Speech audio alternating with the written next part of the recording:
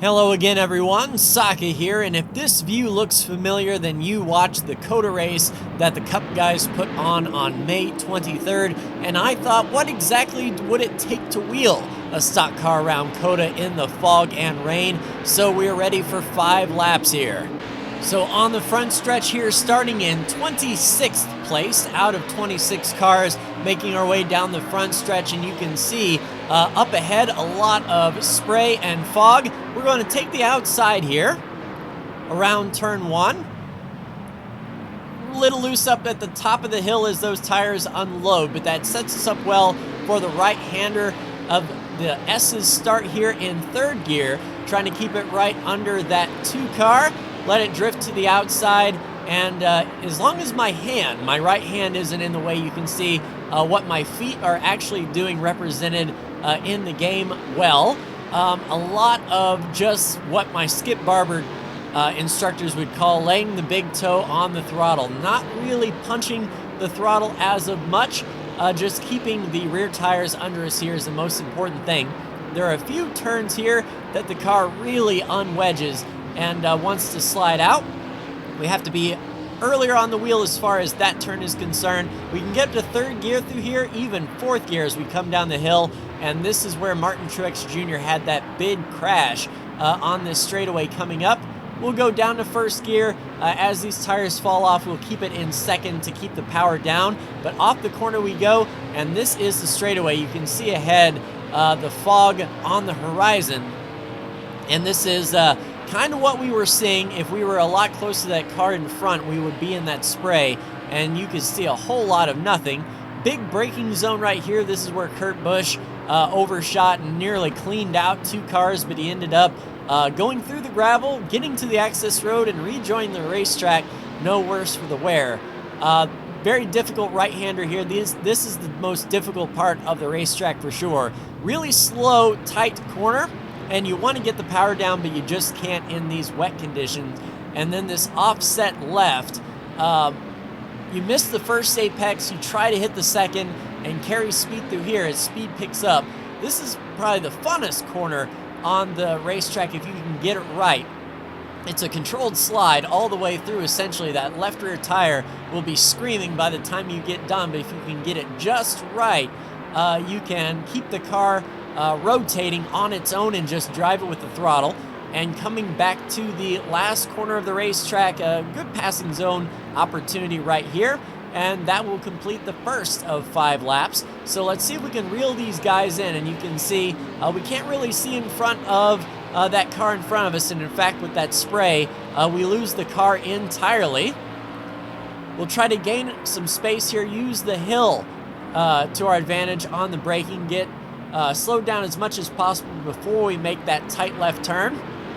The 2 car gets a little bit to our inside, but once again, we are set up well on this right-hander. And these S's are very easy to get behind on the steering. If you're not rotating the car before you get to the corner, you can find yourself behind this entire series. As you can see me getting behind a little bit there, going up on the curb in this corner. It's, as you can see, it peels off, and it's a continuing right-hander, diminishing radius. And when you're trying to get through the corner as fast as possible, the car will definitely want to slide out, and we need to be quick on the steering here. You can see how early I was turning to the left to get that rotated. If you wait until the turn, it's already too late. Driving in the rain is definitely a balancing act, trying to get the car pointed.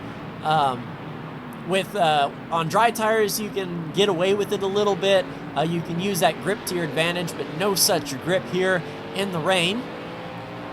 And I believe we're a little bit faster in this braking zone coming up full speed. What I'm looking for are these markers on the right. The second one right there is my braking marker.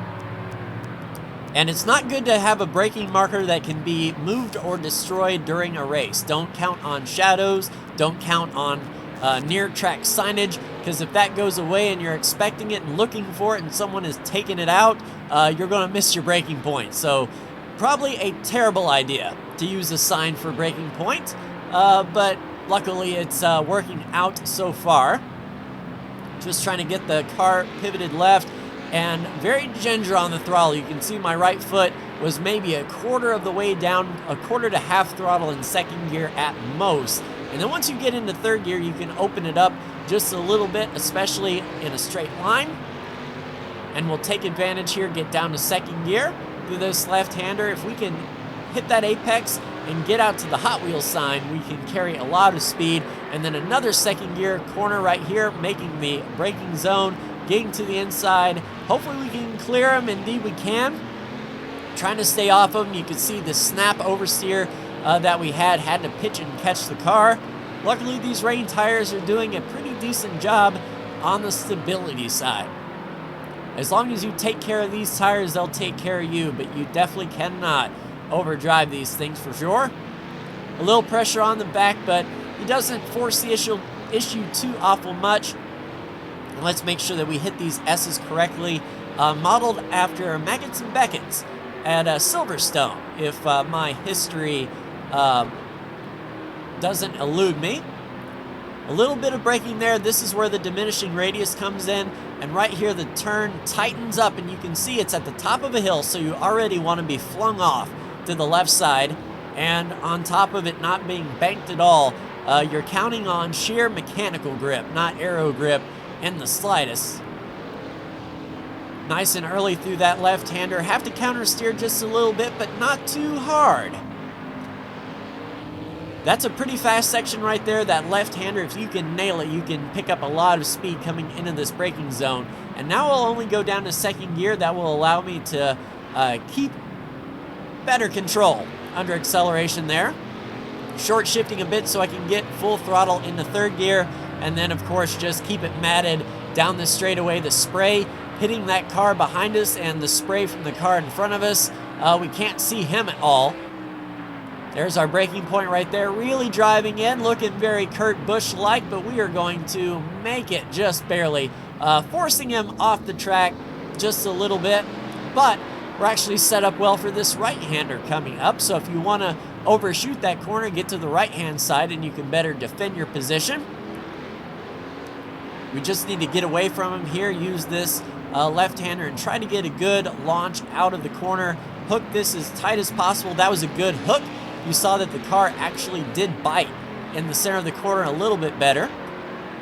And this is that walk the car with the throttle. A little bit loose there, and then you just maintain as best you can. You can see playing with the wheel, going back to neutral, and just driving the car with that throttle. Trying to hook that left side. We missed the apex a bit. That'll force us to run wide. Don't know if we're going to be close enough for a lunge, but they're braking earlier than I can, and we can get that done, complete the pass slider, and up to the rumble strips.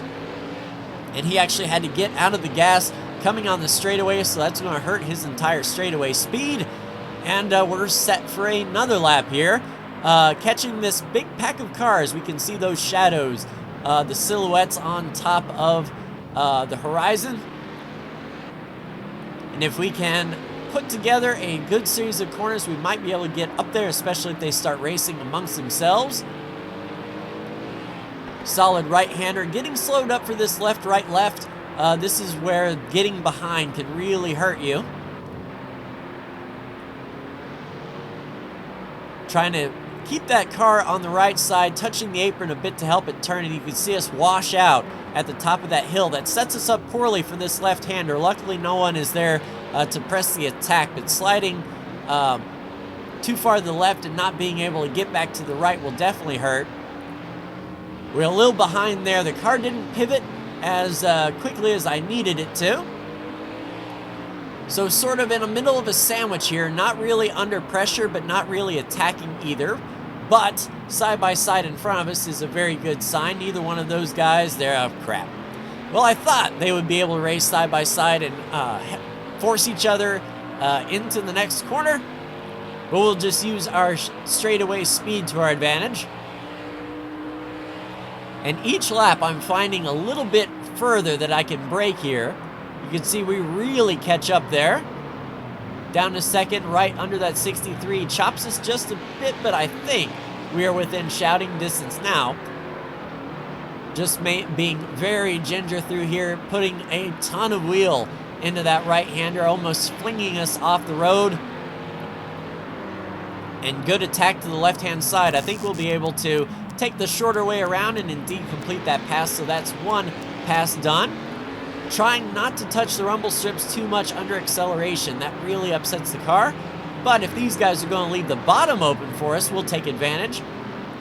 Setting sights on that 24, hugging that white line as best we can. Get it slowed down into second. To the left-hand side, staying off of him for a bit. That's going to force us to counter steer up into third and then back down to second. And it looks like that green car is way out of shape on the in our mirror. Just a touch on the 12, we get it going straight. He gets off the rumble strips, and it's a drag race up the hill. He's going to hang out just right there. I think we can get him in the braking zone, though.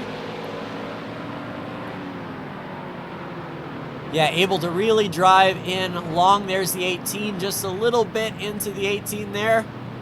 Using him up just a bit, and we have a little bit to go here before we catch the car in front. And since this is the last lap, we just have to maintain what position we can. Luckily, the S's are pretty much single file. If you can keep your line, it is a very hard sell to get around. We just need to make sure to hang on this diminishing radius corner. Don't get flung out too awful much. Get to the right just a touch. And block that bottom and hug this right side as best we can. Let's try not to get behind on our steering here. Hook to the left before we're, even out of the corner. A bit too aggressive there. Managed to pitch and catch down the hill. And now we're on the second half of the lap. And yeah, we are too far back to make a lunge into the next braking zone, but we may be able to chop some time out if we can get some power down. Luckily, Project Cars 2 doesn't have fogging or anything like that, but definitely the rain is streaking off the windshield. But pretty clear racetrack in front of us, all things considered, considering it's a foggy, rainy mess. Down into second, overshoot just a little bit. You can see that puddle accumulating on the bottom. Hooking that would not be good for anyone. It would be interesting to see what this racetrack would look like from a wet to dry transition, see where the racing line would develop, see how long it would take these puddles to go away. But standing water for sure. You can see us fighting with the wheel there. We touched that puddle just a bit, but just a few more turns to go, and I am really fast through this particular section, so I don't think we'll be under attack or under pressure by any stretch of the imagination. Down to second gear, try to hook that apex much better. That's probably the best time we took that turn. And one more turn to go. If we had another lap, overshot that last corner. Luckily not under too much pressure. I would have said if we had another lap we could get it done, but that was 5 laps in the rain at Circuit of the Americas. So we ended up 8th when all was said and done. So not bad from 26th to 8th. In rainy, foggy conditions, but an interesting experiment indeed. But that will do it for me. Like, share, and subscribe if you are so bold. Thank you so much for tuning in, and I will see you in the next video. Take care.